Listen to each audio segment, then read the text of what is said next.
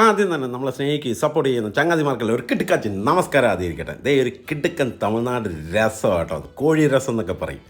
ഞാനതങ്ങ് നമ്മുടെ കേരള സ്റ്റൈലിൽ നാടൻ കോഴി സൂപ്പ് എന്നൊക്കെ പറഞ്ഞുകൊണ്ട് കിടുക്ക സാധനം ഇറക്കും കേട്ടോ.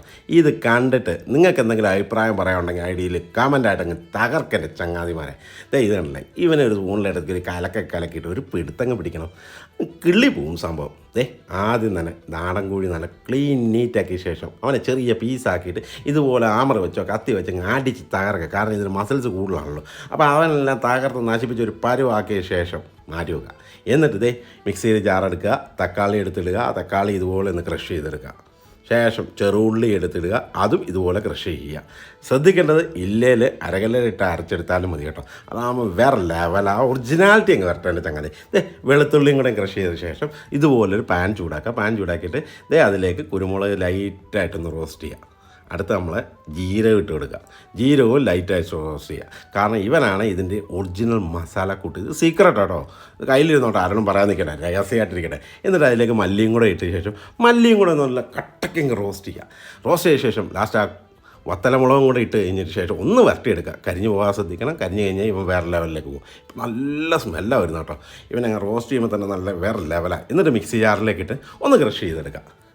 ഒത്തിരി പൗഡറാക്കൽ, എന്നാ പറയുന്നത്, ഒരു മസാല രൂപത്തിലാക്കി ഇവനെ സെറ്റാക്കി എടുക്കുക. ആ സമയത്ത് നമ്മുടെ യൂട്യൂബ് ചാനലുണ്ട്, ഷെഫ് നിബു ദ ആൽക്കമിസ്റ്റ്. നേരെ അതിലേക്ക് ചെന്നിട്ട് ഒന്ന് പറപ്പിക്കേണ്ടത് ചങ്ങാതിമാരെ. കൂടെ നിങ്ങൾക്കറിയാവുന്ന എന്തെങ്കിലും കിട്ടുക്കൻ മസാലയോ കിട്ടുക്കൻ റെസിപ്പീസോ ഉണ്ടെങ്കിൽ അടിയിലൊന്ന് കമൻറ്റായിട്ട് രേഖപ്പെടുത്തിയാൽ ഭയങ്കര സന്തോഷമായിരിക്കും. എന്നിട്ട് നമ്മുടെ സ്ഥിരം കലാപരിപാടിയായ തീപിടിപ്പിക്കൽ, പാത്രം ചൂടാക്കൽ. പാത്രം ചൂടായി വരുമ്പോഴേക്ക് നല്ല ശുദ്ധമായ വെളിച്ചെണ്ണ എടുത്തൊരു മറക്കൽ. ഇല്ലേ കടുകെണ്ണയായാലും ഒരു കുഴപ്പമില്ല. ശേഷം കടുക് വാരി വിതറുക. അവനൊന്ന് പൊട്ടി ഒരു രൂപത്തും ഭാവമൊക്കെ ആകുമ്പോഴേക്ക് നേരെ ഉലുവായിട്ട് കൊടുക്കുക. ഉലുവായി ലൈറ്റായിട്ട് റോസ്റ്റ് ചെയ്ത ശേഷം വത്തലമുളക് ഇതുപോലെ ഇങ്ങിട്ട് കൊടുക്കുക. കരിവേപ്പിലയും കൂടെ ഇട്ട് കഴിഞ്ഞ ശേഷം ഇവനൊന്ന് ലൈറ്റായിട്ട് റോസ്റ്റ് ചെയ്യുക. കണ്ടില്ലേ, നല്ല സ്റ്റൈലായിട്ട് ഇവനങ്ങ് റോസ്റ്റാക്കി എടുക്കുക. അപ്പോൾ കാണാൻ തന്നെ നല്ല രസമല്ലേ. ഇവനൊന്ന് റോസ്റ്റായ ലെവലിലേക്ക് ഇതിന് മസാല എന്ന് പറഞ്ഞാൽ മഞ്ഞപ്പൊടി മാത്രമേ ഉള്ളൂ. മഞ്ഞപ്പൊടി എടുത്തൊരു വാരി വിതറിയ ശേഷം അവനെ ഒന്ന് ആ പച്ചച്ചോമാകുന്ന രീതിയിൽ ഒന്ന് റോസ്റ്റ് ചെയ്യുക. എന്നിട്ട് അടുത്ത് നമ്മുടെ തക്കാളി എടുത്തിടുന്നു. തക്കാളി ഒന്ന് റോസ്റ്റ് ചെയ്യുക, കാരണം ആ പച്ചപ്പൊക്കെ ഒന്ന് മാറണമല്ലോ. പച്ചപ്പൊക്കെ ഒന്ന് മാറാൻ വേണ്ടി ഒന്ന് ലൈറ്റായിട്ട് റോസ്റ്റ് ചെയ്ത ശേഷം നമ്മുടെ ചതച്ചെടുത്ത വെളുത്തുള്ളി, അതിനുശേഷം ചെറുള്ളി, ഈ വക സാധനം എല്ലാം കൂടെ ഇട്ട ശേഷം ഇവനിങ്ങനെ കലക്കി കൂട്ടി ഒന്ന് റോസ്റ്റ് ചെയ്യുക. കാരണം ഇതിൻ്റെ എല്ലാം ഒരു പച്ചച്ചോവയുണ്ട്. ആ പച്ചച്ചോവയൊന്ന് മാറാൻ വേണ്ടിയാണ് നമ്മൾ ലൈറ്റായിട്ടൊന്ന് റോസ്റ്റ് ചെയ്യുന്നത് കേട്ടോ. നല്ല സ്റ്റൈലായിട്ട് റോസ്റ്റ് ചെയ്യുന്നത്. ഈ റോസ്റ്റ് ചെയ്യുമ്പോൾ തന്നെ നല്ല സ്മെല്ലായിട്ട് വരുന്നത് കേട്ടോ. എൻ്റെ ചങ്ങാതി ഒരു രക്ഷയില്ല. ഇവനൊന്ന് ലെവലിലായി വരുമ്പോഴേക്ക് ഇതിലേക്ക് ആവശ്യത്തിന് വെള്ളം ഒഴിച്ചു കൊടുക്കുക. അത് നിങ്ങളുടെ ഇഷ്ടത്തിനും ഒഴിച്ചു. നിങ്ങൾ എന്തോരം ഉണ്ടാക്കുന്നോ ആ മസാലയ്ക്കനുസരിച്ച് വെള്ളം ഒഴിച്ചു കൊടുക്കുക.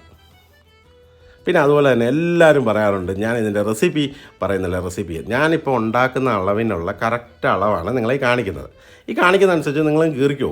അതിൻ്റെ എത്രയാണ് വേണ്ടത് ആ അളവങ്ങ് കുറച്ച് അതിനെ ഡിവൈഡ് ചെയ്ത് നിങ്ങൾക്ക് സുഖമായിട്ട് ഇത് ചെയ്യാവുന്ന കേസേ ഉള്ളൂ. പിന്നെ ഉപ്പ് സ്നേഹത്തോടെ വാരി വിതറുക. സ്ഥിരം പരിപാടി. തിളയ്ക്കാൻ വെക്കുക. തിളച്ച് ഈ രൂപത്തിലും ഭാവത്തിലൊക്കെ ആയി വരുമ്പോഴേക്ക് നമ്മൾ ചതച്ച് ഒരു പരുവാക്കിയിട്ടിരിക്കുന്ന ചിക്കൻ എടുത്തൊരു മറിക്കുക. എന്നിട്ട് അവനെയും കൂടെ ഇട്ട് ഇതുപോലെ കലക്കി കൂട്ടുക.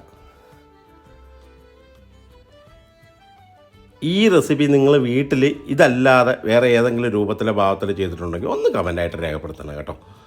ശേഷം ഇവനൊന്ന് തിളയ്ക്കാൻ വേണ്ടി വെക്കണം. ഒരു മിനിമം ഒരു 25 മിനിറ്റ് തിളച്ച് കഴിയുമ്പോൾ ഈ മസാലയും കൂടെ ഇട്ട് ഒരു 25 മിനിറ്റും കൂടെ തിളപ്പിക്കണം കേട്ടോ. മസാലയും കൂടെ ഇട്ട് കഴിയുമ്പോഴേക്ക് സൂപ്പിൻ്റെ ലെവലിലേക്ക് പോകും. ലാസ്റ്റ് ഫിനിഷിങ് സ്റ്റേജ് ആകുമ്പോഴേക്ക് വാളംപുളി വെള്ളം ചേർക്കുക. ചേർത്ത് കഴിയുമ്പോൾ എൻ്റെ ചങ്ങാതി സംഭവം വേറെ ലെവലിലേക്ക് പോകുന്ന കാണാൻ പറ്റും. എന്നിട്ട് ആ കായപ്പൊടിയും കൂടെ എടുത്ത് ഇച്ചിരി കായപ്പൊടിയും കൂടെ എടുത്ത് വാരി വിതറി മല്ലിയിലയും കൂടെ ഇട്ട് കഴിയുമ്പോഴേക്ക് ഇതിൻ്റെ സ്മെല്ലങ്ങ് അയലോക്കത്തേക്ക് ചെല്ലുമ്പോൾ നാട്ടുകാരും വീട്ടുകാരും എല്ലാം കൂടെ വെട്ടിയും പ്രമാണത്ത് വീട്ടിലേക്ക് വന്നിട്ട് എന്നെ ഇടിക്കാൻ വരരുത്. സംഭവം വേറെ ലെവലിലേക്ക് പോവുക. ഒരു രക്ഷയില്ല. എന്നിട്ട് ഇതുപോലൊരു പാത്രത്തിലേക്ക് എടുത്തിടുക. ഒരു സ്പൂണും ഇട്ടൊരു പിടുത്തം കണ്ണടച്ച് പിടിച്ചാൽ എൻ്റെ ചങ്ങാതി പനിയുണ്ട്, ഈ പനി വരെ ആകാശത്തേക്ക് പോകും. അത്ര കിട്ടുക സാധനം. ഒന്ന് ഉണ്ടാക്കി നോക്ക്. അല്ല ആനവണക്കുന്നത്. ഇനി നാടൻ ചിക്കൻ അല്ലെങ്കിൽ സാധാ ചിക്കൻ വെച്ചുണ്ടാക്കിയാലും ഒരു കുഴപ്പമില്ല. എല്ലാ പറമ്പിക്കൂടെ കറങ്ങുന്നുണ്ടെങ്കിൽ ചിക്കൻ അതിലെങ്ങനെ നമ്മുടെ കോഴിയിലെ കറങ്ങുന്ന ഒരു പിടുത്തം പിടിക്കുക. ഇവനൊന്ന് ട്രൈ ചെയ്യുക. ഒന്നും നോക്കണ്ട. നേരെ ഫോളോ ചെയ്തോ, ലൈക്ക് ചെയ്തോ, കമൻറ്റ് ചെയ്തോ, കൂട്ടുകാർക്കൊക്കെ ഷെയർ